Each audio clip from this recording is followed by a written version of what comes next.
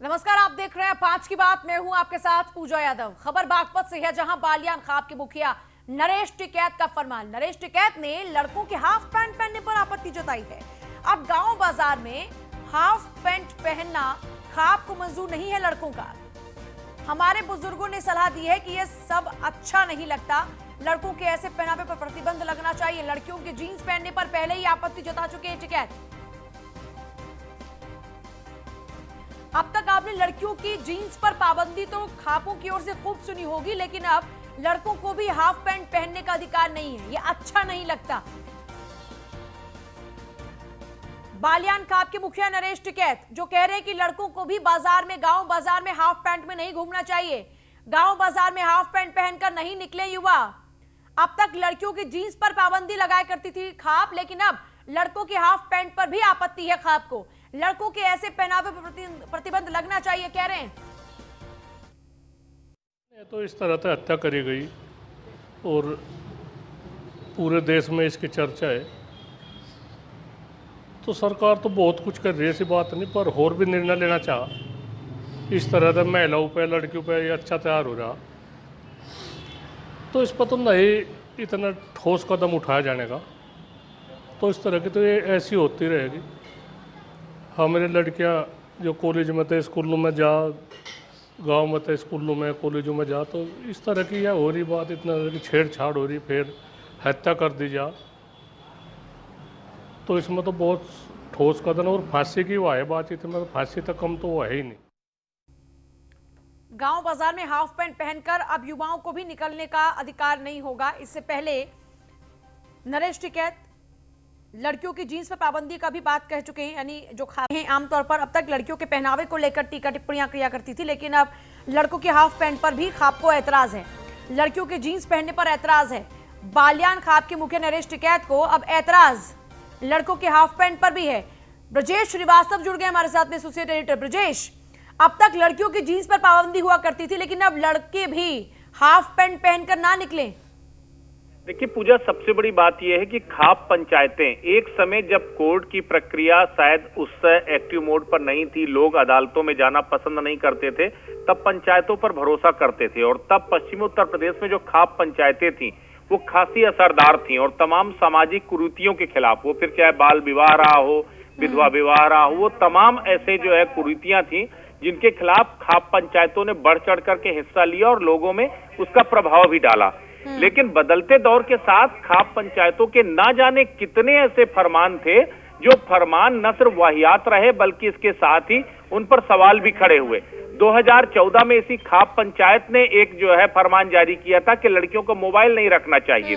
उसके बाद खाप पंचायत का एक फरमान और आया कि लड़कियां जीन्स पहन करके ना निकलें जो है, या फिर ऐसे कपड़े ना पहन करके निकले जिसमें उनके जो है आधे अंग दिखाई दे रहे हों। तो इस तरह के तमाम ऐसी आपत्तिजनक जो है फरमान थे जो खाप पंचायतों द्वारा जारी किए गए, और उसके पीछे हवाला दिया गया कि इससे जो समाज में जो अपराध बढ़ रहे हैं खासकर महिलाओं के खिलाफ, उसमें कमी आएगी। लेकिन अब एक और नायाब फरमान खाप पंचायत की तरफ से आया। खाप पंचायत प्रमुख के तौर पर नरेश टिकैत ने कहा है कि अब लड़कों को हाफ पैंट पहनने में गुरेज करना चाहिए, उन्हें हाफ पैंट पहन करके बाहर नहीं निकलना चाहिए। ये फैसला या ये आदेश या ये फरमान किसी के भी गले नहीं उतर रहा कि आखिर लड़कों के हाफ पैंट पहनने से आखिर कैसे सामाजिक कुरीतियां पैदा हो जाएंगी। क्या ये मानकर चले कि अब खापों की नियति बदल रही है? देखिए, खापों की नियति बदल रही है, इसे वाइड स्पेक्ट्रम पर समझना जरूरी होगा। बदलते दौर के साथ जब खापों में खास करके एक पक्ष महिलाओं के कपड़ों से लेकर महिलाओं के आचरण तक न जाने कितनी बार सवाल उठाए गए, तब ये कहा गया कि खाप पंचायतें दरअसल जो है एक खास माइंडसेट से ग्रसित हो गई हैं और केवल पाबंदी लड़कियों पर लगाना चाहती हैं। तो या तो ये इमेज मेकओवर की बात है कि खाप पंचायतें अब अपना जो परसेप्शन है वो बदलना चाहती हैं और ये बताना चाहती हैं कि वो सामाजिक कुरीतियों के खिलाफ या फिर वो जो तमाम अपराध हैं, इन सब चीजों को लेकर के जितने जागरूक हैं, उसमें केवल महिलाएं ही उनकी टारगेट पॉइंट नहीं है, बल्कि वो पुरुषों को लेकर के भी उतने संजीदा है और उनके आचरण को लेकर, उनके पहनावे को लेकर के भी उनकी नजर है। लेकिन ये किसी के गले नहीं उतर रहा कि आखिर लड़कों का हाफ पैंट पहनने से सामाजिक तौर पर क्या आपत्ति हो सकती है। तो मुझे नहीं लगता इन सब चीजों के साथ आप समाज में बदलाव ला सकते हैं, अपराधों को कम कर सकते हैं। आपको अगर बदलना है तो टेंडेंसी बदलनी होगी, माइंडसेट बदलना होगा, और आपको सबसे बड़ी चीज ये है कि घर में बच्चों को वो संस्कार देने होंगे। आप कपड़ों से ज्यादा उनको संस्कार पर फोकस करें। अगर खाप पंचायतें उनके संस्कार को लेकर उनके अभिभावकों को ज्यादा जागरूक करें तो शायद ज्यादा बेहतर होगा इन उलूल जुलूल जो बाकी फरमान आ रहे हैं इनकी अपेक्षा। बहुत शुक्रिया ब्रजेश आपका फिलहाल इस पूरी बातचीत के लिए।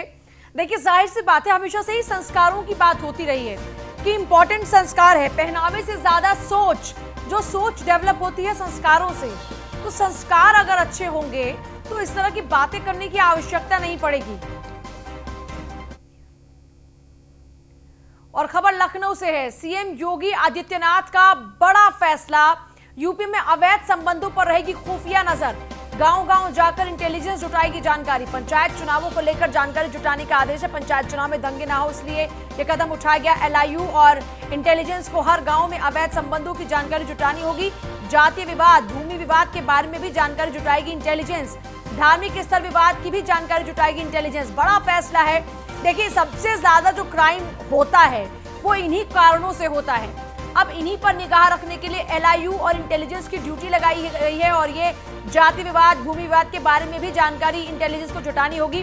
धार्मिक स्थल विवाद की भी जानकारी जुटाई जाएगी इंटेलिजेंस द्वारा। सीएम योगी आदित्यनाथ का ये बड़ा फैसला पंचायत चुनाव को लेकर, ये बड़ा फैसला है। यूपी में अवैध संबंधों पर खुफिया नजर रहेगी। कहां-कहां अवैध संबंध हो रहे हैं उसको लेकर खुफिया निगाह रखी जाएगी। गांव-गांव जाकर इंटेलिजेंस इसे लेकर जानकारी जुटाएगी। पंचायत चुनाव को लेकर जानकारी जुटाने के ये आदेश है। और ब्रजेश का एक बार रुक कर लेते। ब्रजेश, इस फैसले को कई मायनों में बहुत खास भी माना जा रहा है, लेकिन अगर डेप्थ में इसकी जाए, चलिए ब्रजेश का रुक करेंगे, लेकिन इस बीच राहुल श्रीवास्तव जुड़ गए, विशेष संवाददाता। राहुल, इस फैसले को किस तरीके से देखा जाए और इसमें जो छोटी छोटी बातें हैं उसमें और डेप्थ में अगर जाएं तो क्या मतलब है उसका और मकसद क्या है?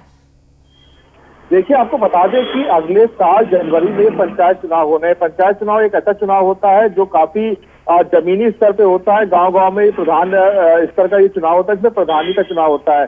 ऐसे में सबसे ज्यादा कानून व्यवस्था बिगड़ने का डर होता है, जिसको लेकर सीएम योगी आदित्यनाथ ने निर्देश दिया है कि हर ग्राम स्तर पर जितने भी अवैध संबंध है या इसके अलावा जाति विवाद है, भूमि विवाद है, इसके बारे में पूरी तरह से एलआईयू और इंटेलिजेंस जानकारी जुटाए, जिसको समय रहते सॉर्ट आउट कर लिया जाए और किसी तरह का कोई विवाद ना हो। क्योंकि जब पंचायत चुनाव होता है तो उसमें अधिकतर खूनी संघर्ष देखने को मिलता है। दो गुट कई बार आमने सामने आए हैं। इसके पहले भी कई बार उत्तर प्रदेश में की बात करें तो ऐसे मामले सामने आते रहे हैं।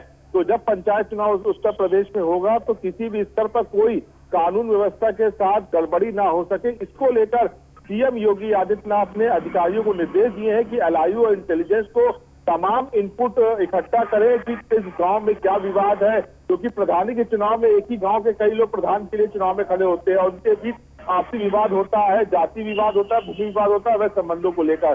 तो सारे इनपुट जुटाने के सीएम योगी आदित्यनाथ ने निर्देश दिए हैं ताकि पंचायत चुनाव के दौरान कानून व्यवस्था पर कोई असर ना पड़ सके। जी अच्छा, इसमें एक और ही बहुत इंपॉर्टेंट सा पॉइंट है और वो है अवैध संबंधों पर निगाह रखना।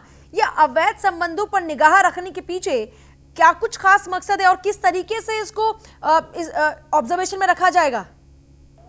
देखिए, गांव में जिस तरह से अभी कुछ दिनों में मामले प्रकाश में आए हैं कि लव जिहाद से मामले जुड़े आए हुए हैं कि एक धर्म के लोगों ने दूसरे धर्म के लोगों से शादी कर ली, जिसके बाद गांव का माहौल बिगड़ गया है। तो सीएम योगी आदित्यनाथ ने पिछले कुछ दिनों में जिस तरह से मामले सामने आए हैं उसको ध्यान में रखते हुए ये जानकारी जुटाने के विशेष निर्देश दिए हैं कि कहीं भी कोई अलग अलग जाति के बीच में कोई अवैध संबंध तो नहीं है, अगर है तो उसको सॉर्ट आउट किया जाए, किसी प्रकार का कोई विवाद ना हो। क्योंकि लगातार ये मामले बाद में प्रकाश में आते हैं कि लव जिहाद के मामले में एक पक्ष ने दूसरे पक्ष पे हमला कर दिया या हत्या हो गई है। तो इन तमाम चीजों के इनपुट इकट्ठा करने को सीएम योगी आदित्यनाथ ने कहा है गांव-गांव जाकर इस चुनाव के पहले तमाम इनपुट इकट्ठा कर ले, ताकि जब चुनाव हो तो इस तरह के विवाद सामने ना आए। अगर सामने आते हैं तो पुलिस और प्रशासन पहले से उसकी पूरी तैयारी कर ली होगी। जी मतलब उससे पहले सब कुछ सॉर्ट हो जाना चाहिए। बहुत शुक्रिया आपका पूरी जानकारी के लिए।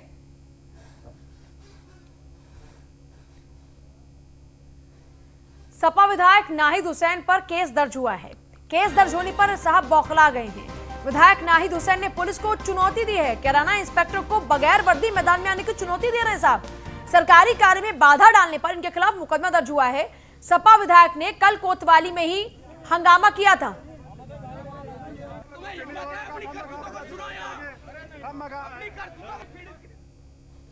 जनपद शामली के थाना कैराना पर क्षेत्रीय विधायक माननीय नाहिद हसन अपने 30-40 समर्थकों के साथ थाने पर आए और उन्होंने उनकी शिकायत को लेकर के जो उपस्थित पुलिसकर्मी थे, इंस्पेक्टर, प्रभारी, इन सब से अनाप शनाप आरोप लगाते हुए उस पर शोर शराबा किया तथा वहां पर जो सरकारी कार्य में बाधा उत्पन्न की तथा उन्होंने कोविड के प्रोटोकॉल का उल्लंघन किया, जिसको लेकर के थाने पर मुकदमा पंजीकृत किया गया है और अग्रिम कार्रवाई की जा रही है।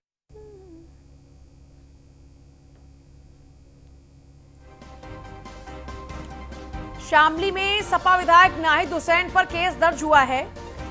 सरकारी कार्य में बाधा डालने पर उनके खिलाफ मुकदमा दर्ज हुआ। मुकदमा दर्ज होने पर इतना ऐतराज हुआ कि वो पुलिसकर्मी को खुली चुनौती देते हैं, कहते हैं कि बगैर वर्दी के मैदान में आना।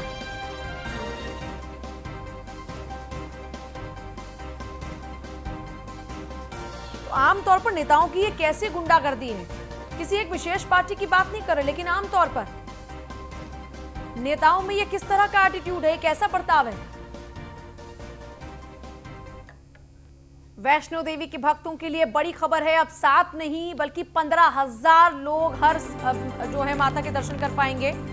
श्रद्धालुओं की सीमा प्रतिदिन 7,000 से बढ़ाकर 15,000 कर दी गई है।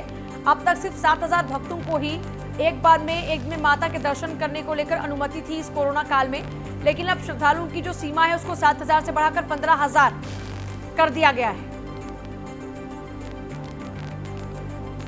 अब 7,000 नहीं बल्कि 15,000 लोग कर पाएंगे माता के दर्शन। माता वैष्णो देवी के भक्तों के लिए बड़ी खबर है ये, क्योंकि जो लोग अब तक इंतजार कर रहे थे मां के दर्शन के लिए, अब उनका इंतजार खत्म होगा। 7 नहीं बल्कि 15,000 माता के भक्त मां के दर्शन कर पाएंगे। श्रद्धालुओं की सीमा प्रतिदिन 7,000 से बढ़ाकर 15,000 कर दी गई। अब तक 7,000 ही सिर्फ जो श्रद्धालु हैं एक दिन में अलाउ थे, लेकिन अब 15,000 लोग दर्शन कर पाएंगे।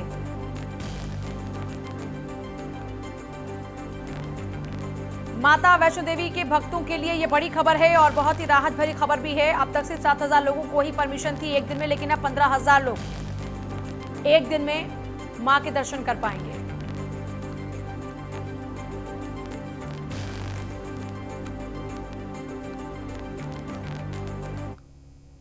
और सोनभद्र में बड़ा सड़क हादसा। दर्शन करने जा रहे श्रद्धालुओं से भरी ट्रॉली पलट गई। हादसे में एक महिला की मौत हो गई। करीब 12 लोग घायल हुए हैं। घायलों को जिला अस्पताल में कराया गया भर्ती। अमिला धाम दर्शन करने जा रहे थे सभी दर्शनार्थी।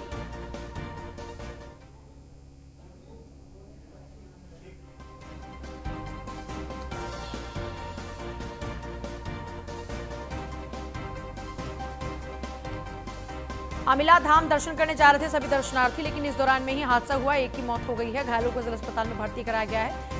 दर्जन भर लोग इसमें घायल हुए, जिनका इलाज चल रहा है अस्पताल में। दर्शन करने जा रहे श्रद्धालुओं की जो ट्रॉली थी वो पलट गई। हादसे में एक महिला की मौत हो गई है और करीब 12 लोग घायल हुए हैं।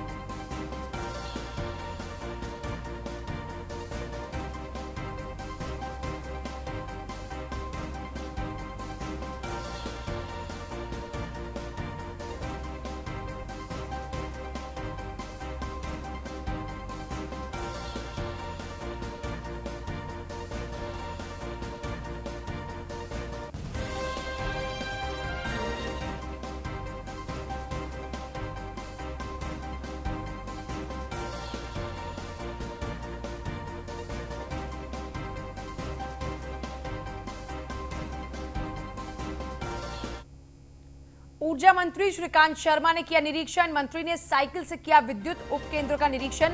आवास से लगभग 10 किलोमीटर दूर मोतीबाग सब स्टेशन का निरीक्षण। प्रदूषण को नियंत्रित करने के लिए ऊर्जा मंत्री ने साइकिल से निरीक्षण कर की पहल।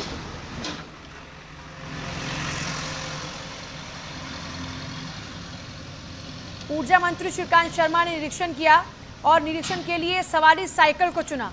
ऊर्जा मंत्री श्रीकांत शर्मा दरअसल देश में, समाज में एक संदेश देना चाहते हैं। विद्युत उपकेंद्र का निरीक्षण करने के लिए पहुंचे थे साइकिल से। आवास से लगभग 10 किलोमीटर दूर मोतीबाग सब स्टेशन का निरीक्षण करने के लिए साइकिल पर सवार होकर पहुंचे। प्रदूषण को नियंत्रित करने के लिए ऊर्जा मंत्री ने यह तरीका अख्तियार किया है, लोगों को जागरूक कर रहे हैं। क्योंकि देखिए, अगर जो गणमान्य लोग हैं वो एग्जाम्पल सेट करते हैं तो लोग भी फॉलो करते हैं।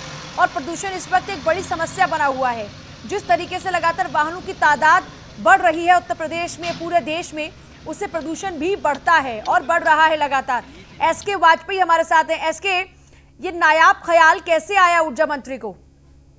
बिल्कुल, निश्चित तौर पर जिस तरीके से लगातार उत्तर प्रदेश के कई जिलों में, जिसमें लखनऊ, कानपुर, नोएडा और कई ऐसे जिले हैं जहां पर लगातार पीएम पार्टिकल 2.5 और PM10 लगातार बढ़ा है, जिससे कहीं न कहीं एक सरकार ने कोशिश भी की है, कई ऐसे उपाय किए हैं जिससे ये प्रदूषण को कम किया जाए, जिसको लेकर ऊर्जा मंत्री श्रीकांत शर्मा ने आज एक संदेश देने की कोशिश की। बाकी अधिकारियों को, साथ साथ अपने जो कर्मी मंत्री हैं उनको एक संदेश देने की कोशिश की कि वो आज निरीक्षण पर जब निकले तो उन्होंने अपने आवास से करीब 10 किलोमीटर दूर एक विद्युत उपकेंद्र का निरीक्षण करना था, जिसमें वो साइकिल से ही निकले और उसके साथ में जो उनका स्टाफ था वो भी साइकिल से था।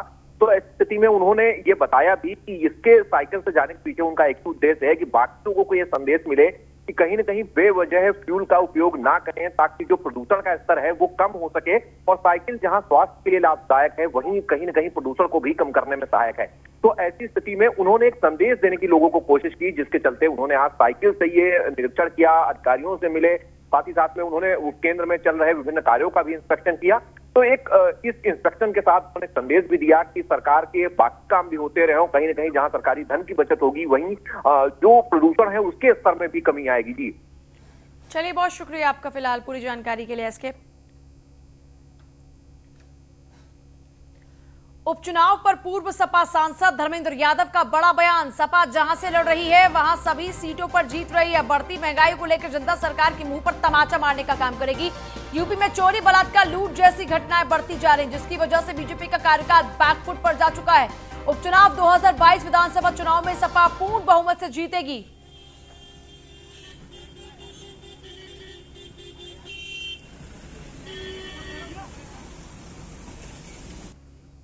चुनाव में लगे हुए पूरा यकीन है कि हम लोग बड़े वोटों से चुनाव नौगावा का भी जीत रहे हैं और नौगावा के साथ जो और 6 चुनाव प्रदेश में चल रहे हैं सभी में समाजवादी पार्टी की जीत होगी, गठबंधन के साथ ही लोकदल की। समाजवादी पार्टी माननीय अखिलेश यादव जी के नेतृत्व में उत्तर प्रदेश की जनता के आशीर्वाद से फिर से एक बार सरकार बनाएगी और उत्तर प्रदेश से जन विरोधी योगी जी की सरकार को हटाएगी भी। और जो हमारी सरकार बनेगी वो प्रदेश की जनता के हितों के लिए, बेहतरी के लिए पहले भी बहुत ऐतिहासिक काम हुए और आने वाले समय में और ऐतिहासिक काम।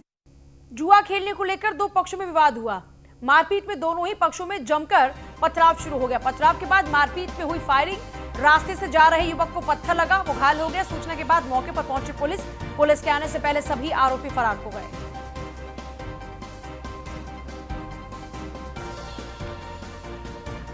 रास्ते से जा रहे युवक को लगा पत्थर, वो घायल हो गया। पथराव के बाद मारपीट में हुई फायरिंग। सूचना के बाद मौके पर पहुंची पुलिस। रास्ते से जा रहे युवक को लगा पत्थर, घायल हुआ। पुलिस के आने से पहले सभी आरोपी फरार। जुआ खेलने को लेकर दो पक्षों में विवाद हुआ। पथराव के बाद मारपीट में हुई फायरिंग। मारपीट में दोनों ही पक्षों में जमकर पथराव हुआ।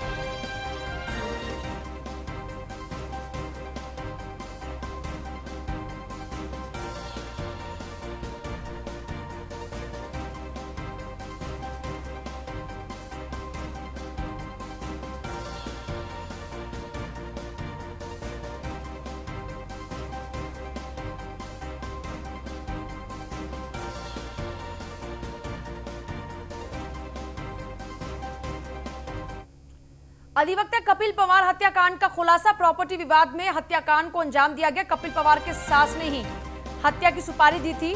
कपिल पवार की सास समेत 3 लोग गिरफ्तार हो चुके हैं। एक फरार है। आगरा में हत्या कर इटावा में फेंका गया था शव। 10 लाख में जीतू यादव ने अधिवक्ता की सुपारी ली थी और सुपारी लेने वाला आरोपी अब भी फरार है।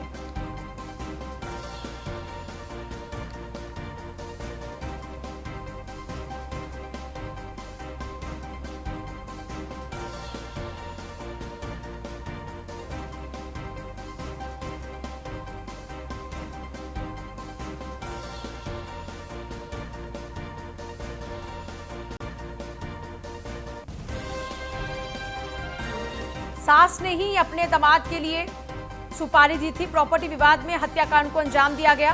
कपिल पवार की सास ने हत्या के लिए सुपारी दी थी। 10 लाख रुपए शूटर को दिए गए थे।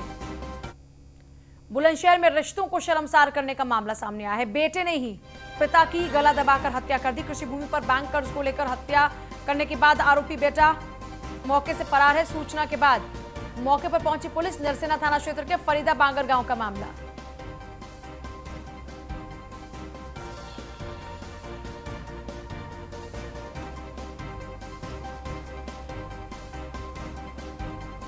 कृषि भूमि पर बैंक कर्जे को लेकर विवाद था दोनों के बीच, जिसके लिए बेटे ने अपने ही बाप की हत्या कर। नरसेना थाना क्षेत्र है जहां पर यह वारदात घटी है। बुलंदशहर में रिश्तों को शर्मसार करने का यह वाकया। कासगंज में पकड़े गए 6 फर्जी शिक्षक। 3 शिक्षकों को बीएड की मार्कशीट मिली जाली। 3 शिक्षकों की हाई स्कूल इंटरमीडिएट की मार्कशीट थी फर्जी। 6 शिक्षकों की सेवा की गई समाप्त। बीएसए ने सभी 6 शिक्षकों के खिलाफ में एफआईआर के आदेश दे दिए।